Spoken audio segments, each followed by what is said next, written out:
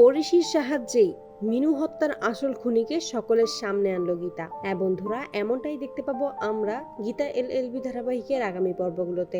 অধরা তার ভাইকে আর তার গুন্ডাদেরকে বলে মিনুর লাশটা অ্যাম্বুলেন্সে করে দূরে নিয়ে গিয়ে কোথাও ফেলে দিতে। সিকিউরিটি গার্ড থেকে শুরু করে সবাইকে মোটা অঙ্কের টাকা দেওয়া হয়েছে, কেউ যেন কখনো মুখ না খোলে। যখন তারা লাশটা নিয়ে যাচ্ছিল ঠিক সেই মুহূর্তেই বাড়িতে আরো দুজন মহিলা সদস্য চলে আসে। তারা মিনুর ডেড বডি দেখতে পায়। অধরা তখন বলে অসুস্থ হয়েছে, তাই হসপিটালে নিয়ে যাওয়া হচ্ছে।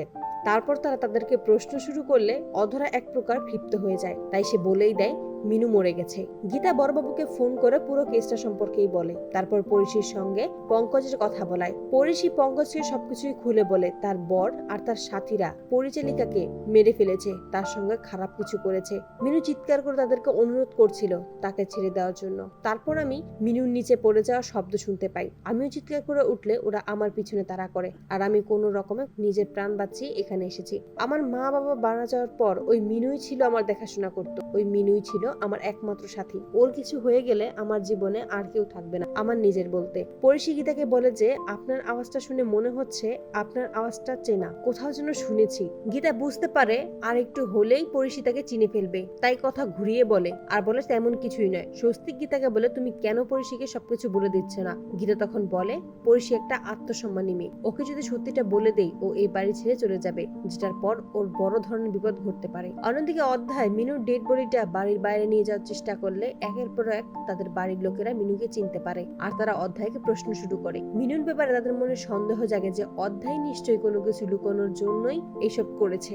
অধরা তখন এসে দুজনকেই বলে মিনু মরে গেছে। তখন বাড়ির সকল সদস্যই ভীষণ টেনশনে পড়ে যায়। বিয়ে বাড়িতে কি করে এত বড় একটা ঘটনা ঘটে গেল, এখন তারা কি করবে। সেই মুহূর্তেই পঙ্কজ পুলিশ ফোর্স নিয়ে সিনহা বাড়ির নিচে এসে উপস্থিত হয়। অধরা সেটা দেখতে পেয়ে ডেড বডিটাকে তাড়াতাড়ি বাড়ির মধ্যে লুকোতে বলে, কিন্তু পঙ্কজের কাছে কোনো সার্চ ওয়ারেন্টি না থাকার কারণে শুধু জিজ্ঞেস করে সবকিছু ঠিক আছে কিনা। অধরা তখন সবকিছু ঠিক আছে বলে তাকে চলে যেতে বলে। অন্যদিকে গীতা নিজের হাতে করে পরিশিকে খাইয়ে দেয়। তখনই পঙ্কজ গীতাকে ফোন করে বলে যে আমার একটু খটকা লাগছে, এই বাড়িতে কিছু তো একটা গন্ডগোল আছে, আমি সাইড থেকে নজর রাখছি, দেখি ওরা কি করে। পরিশি আপনার কাছে আছে, কিন্তু ওরা আমাকে বলেছে পরিশি নাকি বাড়িতেই আছে।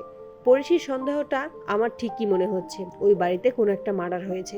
রাত্রিবেলা অগ্নিজিৎ আর মেহেক নিচে নেমে এলে তারা পরিশিকে দেখে অবাক হয়ে যায়। গীতা ছুটে আসে তাদের কাছে, দুজনের কাছেই বলে তারা পরিশির সামনে যেন সত্যিটা না বলে দেয়। যদি পরিশি সত্যিটা জানতে পারে তারা মুখার্জি বাড়িতে আছে, তাহলে সে এখান থেকে চলে যাবে। অগ্নিজিৎ তখন বলে কিন্তু আজকে তো ওর বিয়ে ছিল।